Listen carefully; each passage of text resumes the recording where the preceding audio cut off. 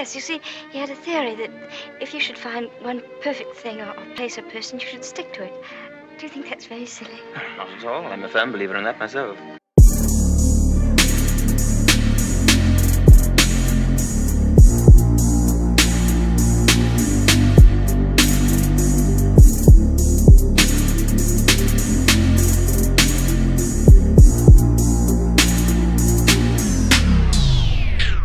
If you love listening to this show, please consider giving a rating and a review on Amazon Alexa or wherever you listen. We want to continue bringing you this amazing content, and part of our ability to do that means that we need a big audience. Now, it may not seem like much, but rating and reviewing the show will help more people find us, just like how you found this show. Simply on any podcast platform, search for a show, scroll down to the bottom, and push 5 stars. It's that easy. Thanks for supporting the show.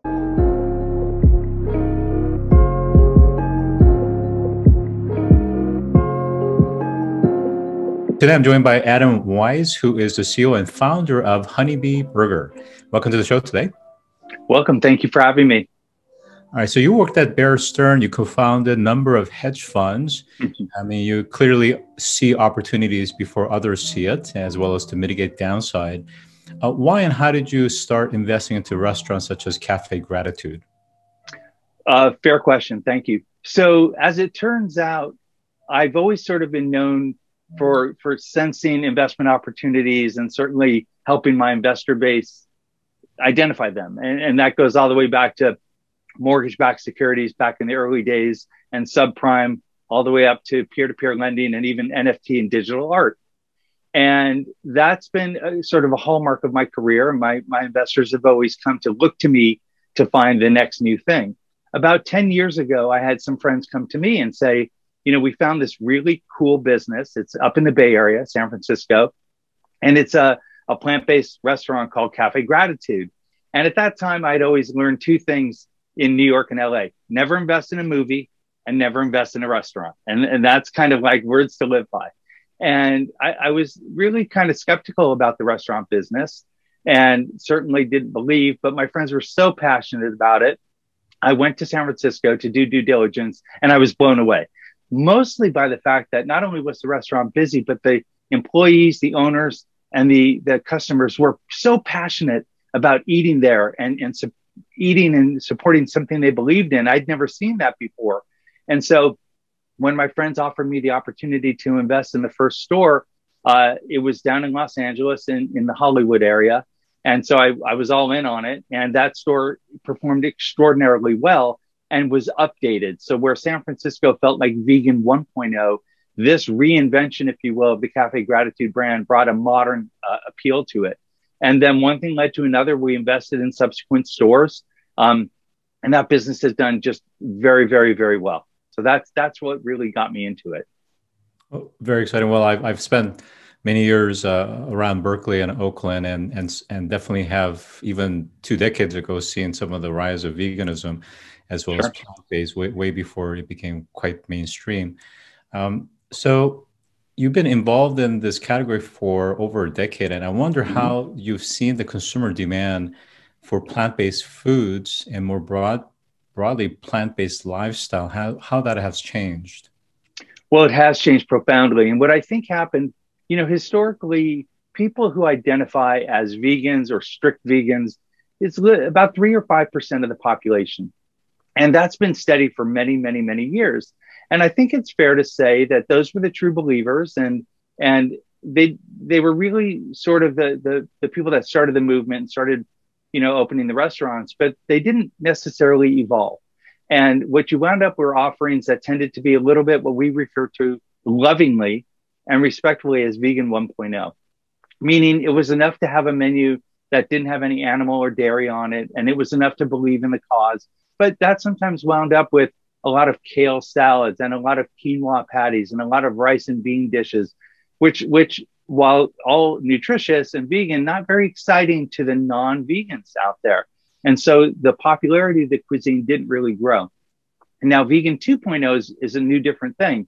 And that really started in the last several years when innovative companies like Impossible Foods and Beyond Meat came out with these new concepts of, wow, we can make plant-based meat. We can actually make food that would appeal to carnivores and actually make them from plants so that when you consumed it, you weren't eating animals, you weren't taking the carbon footprint of the animal protein, but you were having a carnivorous type experience. It was juicy and meaty and looked and cooked like beef. And that's really what in the last several years has lit a fire under the plant-based, food movement, where there's these new dynamic food makers. And those are just two of them. But really embracing that innovation and the passion of those founders that started these companies is what really, we think, has led to the increasing popularity of plant-based dining, for sure. And being in that space ourselves, we've actually looked at a number of different startups that are working on everything from coding aspects that provides a certain kind of substrate substance to the kinds of probiotic and even microbiome level things that's supporting these plant-based, and of course not just plant-based but also lab-based meat and aqua products as well, which again, you can have these things without necessarily having the negative externalities of the footprints of cattle and farm fish, for example. Absolutely. Let's get into the honeybee burger. Why the name, and why do you focus on burgers? So why the name? So to take a step back, I, after having invested in the Cafe Gratitude restaurants, I actually updated my LinkedIn and sort of tweaked it from a hedge fund financial services guy and started including these other virtuous investments I was making into food. And certainly the Gratitude restaurants was just one. And I had a couple of entrepreneurs approach me with this amazing product that is a plant-based protein. And essentially, they have brought me some chips and tortillas and said, hey, these are a new thing. We'd love to see if you're interested in selling them at Cafe Gratitude. And we thought maybe you might want to invest in our company. We want to make chips and tortillas made of this new product called lemna, or duckweed. It's a fabulous, fascinating protein. And I won't geek out on it, except to say, I took a step back and thought, these two entrepreneurs are onto something far bigger than a chip or a tortilla. They were onto a new source of plant-based protein that could be world-changing for a lot of reasons. And I know it sounds hyperbolic, but the big problem with plant-based proteins nowadays is twofold. One, they grow in crop cycles, which is 1 or 2 times a year. And 2, crop cycles vary with weather and so on. The difference with duckweed is that it grows indoors in aqua farms and basically greenhouses, but it grows 24/7, 365. And so it could be a truly sustainable, massively scalable source of plant-based protein. So I came in, rebranded the company, restructured it, brought in some financing, co-founded the new entity, and we were just going to focus on food tech or ag tech, which is growing this new plant-based protein and building the systems that could be then scaled to China, Africa, India, and so on. But in so doing, what had occurred to me was the brands that were blowing up in those prior couple of years were beyond and impossible. And they were new. People hadn't seen them yet, but they were struggling to find new and sustainable sources of plant-based protein. As you may remember, Impossible launched with wheat, Beyond launched with pea or yellow lentil. And basically those are crops that still have cyclicality and volatility to them. And so when reaching out, one of the things that occurred to me was these are amazing products. You can't find them anywhere. Amazing in terms of taste and feel and accessibility and price. And so I thought maybe we could build a business around these new plant-based burgers because they are mind-blowing and nobody's doing it. And it would be a way to get this new plant-based ingredient on the plates of customers everywhere. So while the duckweed protein is still being scaled and synthesized and so on, it's the beyond impossible that opened my eyes to building a brand around the burger. And at the risk of running on, the reason for the honeybee was in the many visits down to the aqua farm, which is down in Carlsbad in Southern California. The farm is located up in flower country, San Miguel, which is where they grow a ton of greenhouse flowers and many other things that get shipped throughout the country. And we were surrounded by sunflower fields. And every time I was there, I couldn't help but notice the swarms of bees. And I'm allergic to bees, as luck would have it. But you couldn't help but notice, here we are in one parcel trying to change the world by growing the world's most sustainable protein right next to a field of sunflowers that was in fact being pollinated by these little bees And one thing led to another. And I thought, what a great idea, serendipitous. I'm going to name it after the honeybee. So that's how we came to it. Terrific story. And by the way, we're actually working with a startup called Plantable Foods, as specifically working on lamna, or duckweeds, as you call it. Sure. And sure. it's quite interesting because of the functionalities and the colorless, almost like odorless, tasteless, gives us a ton of flexibility to put into many different types of protein and egg substitutes. So as you may have figured out, that's the company I'm referring to. Yeah. Tony and Moritz were, in fact, the two entrepreneurs. Yeah, Tony is one of, we're big fans of the work that they're doing. So that's terrific. All right, so let's talk a little bit about types of segmentation and specifically personas that would frequent your restaurant. Sure. So you may also like our quarterly Ask Your Perkins event that brings some of the most notable experts and category leading startups in their area of sustainability and human survival on Earth and in space. To register, visit askyourperkins.com/events.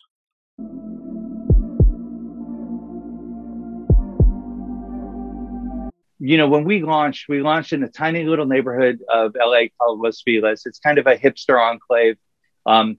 We had a tiny little store that was located under a movie theater awning. You could barely see it. But I knew it would be somewhat friendly to vegans, given that our first Gratitude was only a couple miles away and it had thrived since we opened it. And our anticipation was we would find these people who were mission driven, would be supportive of our newness, and would understand that these new burgers made of Beyond and Impossible weren't weird, but were in fact, potentially game changing. And so that was the anticipated thing, was it would be somebody who was, really into the mission, maybe foodie, maybe willing to pay a little bit more, but we didn't imagine and couldn't know where we ultimately would land with our clientele. But the persona would be somebody, again, probably 25 to 35, discretionary income, maybe a creative and nomad. And this was, remember, before the pandemic in 2019, but nevertheless would be supportive of our mission and perhaps willing to explore these new food types. And that is certainly who embraced us early on. We built our tribe early there, but then we expanded our reach through various product launches and have found our clientele is incredibly diverse. Tremendous percentage of people of color. We skew to many women. And we also, as we had anticipated, have a lot of appeal with young families and children. We embrace them all. And that's not something traditionally done with Vegan 1.0. And so that's really where we found our traction. And certainly that's where in our investor efforts, which we'll talk about, we're finding a lot of appeal and traction with. Yeah, I think you bring up a really excellent point, which is that sometimes being healthy and good for you and the environment isn't enough to compel people to, switch over. And when you think about it in terms of the kind of diner composition, is that rarely is it just a single person that's going and picking up a meal, but it's usually, group of friends, family members, and so forth. And you have a number of different preferences represented in just that little enclave, right? So being able to actually provide a certain variety of menu choices that appeals to every different age and taste and preferences is kind of the key to the overall success. So can you talk a little bit about the menu and what makes your menu interesting and distinctively different in terms of Vegan 2.0? Sure, thank you. So as it turns out, if you've looked, a lot of our menu items are named after flowers or bees. So our single cheeseburger is called the Honeybee. And we did that for a lot of reasons. First of all, it's cute, easy to say, easy to refer to. It's also impossible to copy, right? It would be silly for Umami or Burger King or Joe's down the street to have a Honeybee burger. There'd be no context. So it creates not just a little humor and joy, but also some distinctiveness around our branding. The double burgers, the Queen Bee, as it might make sense. We named our shakes after flowers. We have one called the Blossom, which is an orange flavored shake. And every other item we have plays on the word bee. So our breakfast burrito is called the Bee-rito. Our Brekkie Bee is our breakfast sandwich or breakfast burger.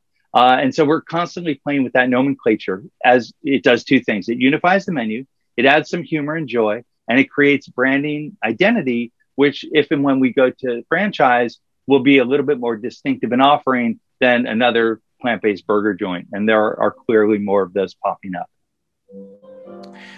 Can you talk a little bit about the egg substitute as well as the milk substitute in your product? Yes. So I'll take a step back. So one of the things that I think makes our menu unique is we carry branded items. So we proudly feature Beyond, Impossible, Just Egg, Akua, Eclipse, Oatly, and others. These are all branded items. And our theory was, let's bring the best in breed, the best in class to our customers. And instead of trying to make our own bean and quinoa patty or something that maybe we're not experts at yet, we would bring products that have been built and perfected for these specific purposes. And as a result, what that does is it creates Honeybee as a platform for consumer discovery. Many customers have never tried Beyond or Impossible. In fact, we're going to be one of the first to have the new Beyond 3.0. We're going to be one of the first to have the Beyond Chicken Fingers. And that's because we've developed such good reputation with and relationships with these brands that they want to use Honeybee as a place to launch. And we've been picked to launch many products. And so our menu will feature items that not just are perhaps famous or have their own brand leverage in them, but also built up some trust and authenticity so that when you come in, that burger you're getting is probably the best plant-based burger you're going to find. And it certainly that was one of the things. With regard to the egg, I'm a huge fan of Just Egg, a huge fan of the company, what they're doing. They are mission driven, much like Beyond and Impossible, to make an impact on the world. People don't realize that chicken and eggs have a massive carbon footprint, never mind the animal welfare side of it. And we have used Just Egg in every format. We've scrambled it. We coat items in it. We've baked it. So for us, we wouldn't have a successful breakfast program without Just Egg. And we have a great relationship with the company. And that's just one of many things. But that is really right. We think the best in class right now. So let's talk about long-term defensibility, because as you know, Beyond Meat, Impossible Foods and many others start to gain market share, and of course they're already starting to have access and distribution into the larger franchises as well. Mm-hmm. I, as a consumer, for example, if I wanted that, I could actually get it from X, franchise food chain as well as yours. So how do you distinctively create a certain barrier of entry in the long run as some of these brands and subcomponents become more pervasive? Sure. So it is true that you can now get Beyond and Impossible in more and more outlets. To us, it's a positive. It lowers the weirdness factor, creates a familiarity. The sad truth is, the big QSRs don't really treat the ingredient that well. First of all, and I respect them, and I'm so happy that for example, Carl's Jr. is carrying, the Beyond. They don't serve it in a vegan fashion. Not that matters. It can still be tasty, but we think, first of all, the long-term play at a Carl's Jr. or McDonald's or Burger King is not to convince you not to eat beef. Okay. So they're never really going to over promote those items because it would be, self-defeating. More to the point, it doesn't taste as good when it's there. And that's maybe subjective. I've tasted them all and I've gone to all the places. So your diehard vegans, they're not walking into there. Many of our customers don't really enjoy the mass QSR, but I would say more and more consumers today really care when they spend their discretionary income about the company behind the product. And we're seeing that obviously in other product lines in retail and everything from Volkswagen and their car movement to driving bigger for the planet, all the way on down to the shoes you wear. You might buy them, sustainable mushroom leather shoe from Adidas. It matters more and more. And that is a fight and a battle we will win every single time. We live and wear our mission. We care about sustainability in every aspect of our business. And I think consumers more and more, certainly in the Gen Z and millennials, will care and would rather shop with me at Honeybee than go to a Burger King or a McDonald's. So I'm definitely one of the more fervent believers and advocates around, raw plant-based and being a, vegetarian. I'm not a vegan, but definitely more on the vegetarian side. Mm-hmm. But there are I just want to kind of compartmentalize a few things. One is certainly there's a carbon footprint, and of course, being more plant-based, reducing carbon greenhouse emissions specifically from, let's say, the cattle industry as an example. Sure. Super important. However, with that said, just because it's plant-based doesn't necessarily mean that it's low in calories, low in fat, low in bad cholesterol, that it's not, injected with other types of artificial kind of ingredients. Mm-hmm. So how do we balance what's good for the environment, but also what's good and healthy for our bodies as well? Right. Fair question. And certainly one we've grappled with. So there's three aspects. There's good for you, there's good for the planet, and then there's good for the animals. We don't have to argue about the animals. We know 100% of the time the plant-based burger is going to be better for the animal than not. So let's put that aside. And that's not insignificant. Secondly, good for the planet. The carbon footprint of everything in a burger is a traditional burger, from the bun to the cheese to the sauce to the patty, is substantial. And, shockingly, and including the egg in some items, shockingly, a slice of cheddar cheese has its own carbon footprint. As you may or may not know, it takes a lot of water to make milk, to make that cheese. And it takes years to mature a cow enough before they can yield enough milk. And feeding a cow acres and acres of alfalfa for all those years has its own footprint. So by the time you have that slice of cheese, it's got a huge carbon footprint, never mind the water usage. So there's that. But let's talk about health for a second. So there's a lot of myths and a lot of half-truths and a lot of money that's, set up to beat up on these, engineered foods, if you will. And if we're being frank and candid, which we should be, if we're comparing a plant-based patty from Beyond or Impossible to commercial beef product, it's a non-starter. Commercial beef is a horrible product. You've seen the documentaries, you've heard the news. So let's just agree that commercial beef that sells for $1.50 a pound, that may have fillers, that may not, let's rule that out. And if you want to compare the finest, the grass-fed Wagyu beef that's now, technically cleaner and better and all that, if we want to compare, I will say that nevertheless, fat and studies notwithstanding, we can start talking about protein and sodium, because those balances and those things, there will always be a little bit of debate on. I'm happy to engage in that debate, but the overarching issue is we don't sell based on health. We're an indulgence. We're vegan junk food. So by the time the customer walks in our door and they're ordering a double cheeseburger with fries and a shake, they're not counting calories on that day.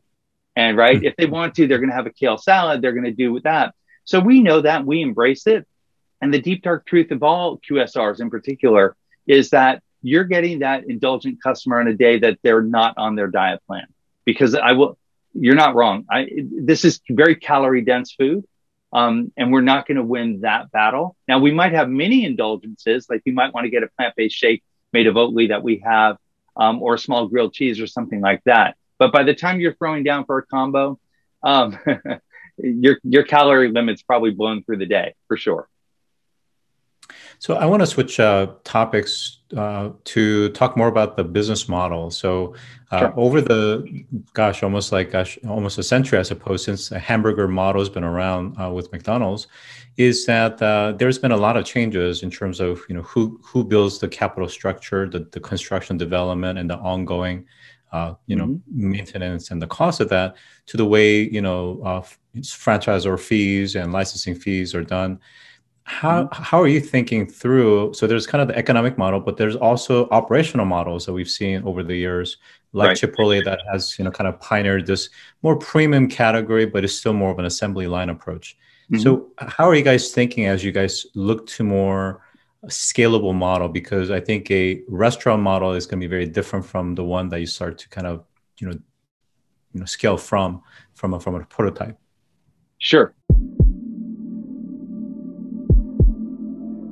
Don't forget to visit astroperkins.com to register for our next quarterly events. Past and current speakers include Julianne Hough, actress, dancer, and winner of Dancing with the Stars; Damian Vaughn, former NFL player; Neil Gregory, Chief Thought Leadership Officer at the IFC World Bank; and many more.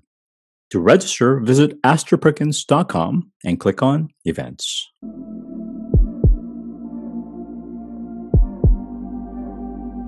So the QSR, we're a small footprint QSR, and our intention always was pretty forthrightly stated, and that is we want this mission of education, enlightenment, and entertainment to be national, if not international.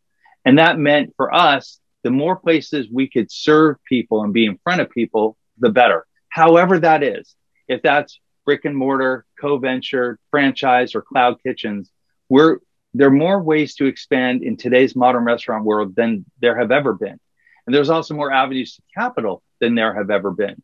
And so, while if we had the opportunity, as I'm sitting here in New York today, to find a passionate operator who wants to open, stores down in South Florida, we could do that. And we're willing to give something up to have that mission to be able to spread to a state that we aren't there yet. Or, for example, an airport, which is prior to COVID, a massive hub where you can touch a lot of people that might not have plant-based food where they live, see it, grab it for the flight, and land and go, wow, this is something really great. We should look for this. We should buy it at grocery. Maybe we should support restaurants who sell it. So it's part of the mission is to get this out there with very clear messaging about the impact you can have every time you eat, and whether it's done through franchise, through store owned, or through a virtual kitchen or cloud or franchise of a virtual kitchen, we're flexible. We're evaluating everything at this moment.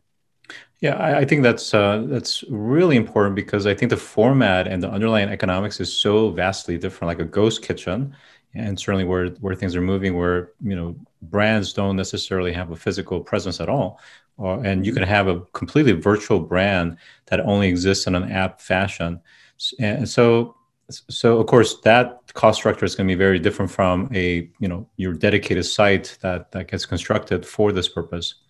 True. So being able to handle so many different models, does that encumber your ability to scale quickly? Well, so we'll take a step back. So as we said on Start Engine, which we'll talk about, I'm sure.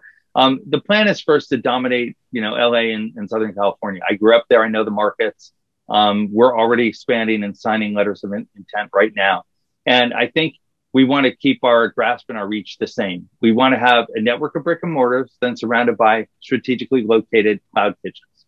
That would be the first thing, is we're building our brand, building traction, building following, building, this whole tribe of investors, and developing interest nationally. At which point, if we do decide to open in a market like New York, we will have already been an incumbent. We'll have Mindspace, we'll have a brand you can refer to, we'll have Yelp collateral, we'll have influencers who are in place, which gives us an enormous head start. That said, we're in LA. So what makes more sense, going to San Francisco or going to New York? I'm very thoughtful, and I have been my whole career from financial services to be smart about strategy. And so what I want to really do, as I articulate on Start Engine, is really get our traction set in and around LA and Southern California, find a couple of hubs, which I've identified as I'm sitting here in New York with a very responsible business partner, and one or two other markets, which I'm not allowed to disclose because we haven't disclosed it yet on Start Engine. But we're going to be very methodical. We do not want to blow this up. We're not going to be burgerim. And it's not that important for me to be massive. It's important for me to be impactful. Yeah, I think that's a really great point.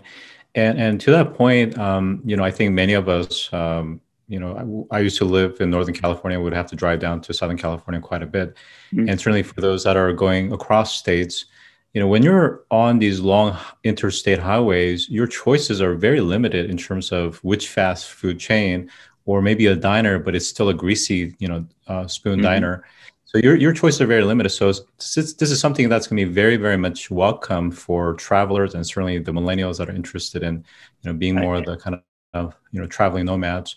But yet, with that said, based on the core ethos of it, it's really more suitable for the bicoastal. So what does that mean for kind of the middle of America? Mm-hmm. Is this suitable for them? And certainly there are, of course, going to be pockets, whether it's Denver right. and Austin and places like that. But, mm-hmm. What does that mean in terms of kind of the rollout priority and sequence? Really fair question. So we get inquiry from every part of the country, certainly almost every day. Are you going to open here? What do you think of here? And, we often talk about, food deserts. Well, there are plant-based or vegan deserts too. And I think we perhaps underestimate the passion of Gen Z and even millennials for their desire to not just make an impact, but eat plant-based. And I think they're in every city. And sure, the coast should be easier, one would think. But if you Google Cafe Gratitude, they made a deal many, many years ago, right in the heart of the Midwest in the Beef District. And that location did extraordinarily well because there was just nothing else like it in that vicinity. And we do think that if you locate in the right pocket, you can build a following and a tribe. And the thing I just cannot, understate here, or overstate actually, is the passion that people who eat with us have to get other people to eat with us as well. Mm-hmm. And I think that's a demographic, not a geographic thing. And I think we're going to prove that, but time will tell. Because you're, originally from financial services and you really kind of understand this is, not so much from a hedge fund, but more from a private equity point of view, is that, when they're thinking about a category like this, they may be asking the question of why go through the large capex of building out your own physical location when you can basically do the category of prepared foods and distribute across grocery stores, retail chains, and so forth, which could have a larger footprint. Well, yeah, great point. And as part of our IP, as we do disclose, we do want to get into CPG. Nobody owns the vegan plant-based CPG space yet. And we started selling bottled ranch and we can't keep it in stock. I've invested in CPG myself. I understand the underwriting and the business, but when you consider category wise, you go into any grocery, Whole Foods or anywhere, Vons, you will find that vegan food tends to be spread around. You can't really find a section. If you do, it doesn't tend to be good. We think really compelling branding with a mission that's already got collateral online and a following will kill it. And we know grocery stores are always trying to program for demographics and wants and needs. And we think nobody's there. So we absolutely are going to get there, not necessarily grab and go, but we foresee maybe, frozen or sauces or something along those lines. And we'd be fools to develop all this IP and this mission and following and not leverage that possibility. So I want to go back to your earliest comment, which is around the fact that when you're an investor, you were told not to invest in certain categories, and restaurant happened to be one of them. So as we're, kind of getting out of this COVID mess, and many of us are starting to get vaccination, full vaccinations, mm-hmm. and of course, entertainment, any type of consumers, including food products and categories, are going to really blossom again. But at the same time, investors that are hyper-focused on more virtual or digital or tech, even, the traditional tech, whether it's private sector or public markets, mm-hmm. How should they be thinking about investing into something like this that has a kind of a tangibility to it and a physical form that's maybe more cash flow oriented versus, capital appreciation oriented, like let's say, cryptos or virtual currencies? Sure. I touch on all those categories. That's a really nuanced and complicated question. I can say that the restaurant business, is roaring back. We don't know if that's a temporary phenomenon of people just pent up demand and kept at home or not. I'm seeing it firsthand in all my restaurants across my portfolio. I'm seeing it anecdotally, as I'm sure you are. We were out in New York last night. Every street is packed, every store, and it was partially raining. So that's great. The industry needs a boost. And I think there's been a lot of really well-deserved attention and care given to restaurant workers and owners. So I think there's a positive, outcome for that. That said, underwriting a restaurant is still the same. I'll give you an example. Right now in New York City, you can build 20, 30, 40 seats in the street on these beautiful structures. And the city has made them legal and semi-permanent, meaning if you were to open a restaurant, you would have access to 30 or 40 seats on which you don't pay rent. Now, if you're underwriting a restaurant, you still need to underwrite tourists. That I learned from my business the hard way, meaning you've got to underwrite the potential revenue of that store based on not having those seats. Having them is a bonus, and we all are cashing extra checks for them for the time being. That said, restaurant underwriting has to be the same. It's all margin based. Whether your location can generate the right revenue in the right peak periods and so on. So none of that's really changed. But I will say the value of investing in a restaurant used to be, I get a table whenever I want. I get to bring my people. Maybe I get a discount. But that's destination restaurants. People didn't ever invest in QSRs because if you wanted to, you'd invest in one of the public companies. What we thought was, this is going to be really interesting. We're going to build a QSR that's going to appeal to investors from the small ones to the high net worth ones because they're going to not just bet on the model, the business model, but also the mission, and then the ultimate, goal of trying to spread this mission and plant-based dining, nationally and worldwide. That kind of outcome we haven't seen exist in this space, and we're ready to be the pioneers in it. Super. And certainly with the recent regulations to lift the crowdfunding upwards of 5 million, certainly makes it a lot easier to engage Absolutely does. Non-accredited investors as well. So with that, I've been joined by Adam Weiss, who is the CEO of Honeybee Burger. Thanks for joining today. Thank you very much. Appreciate your time. If you've enjoyed this episode, take a moment to rate our show on any podcast platform that you listen to. Scroll down to the bottom and push 5 stars. It's that easy. And as always, thanks for listening.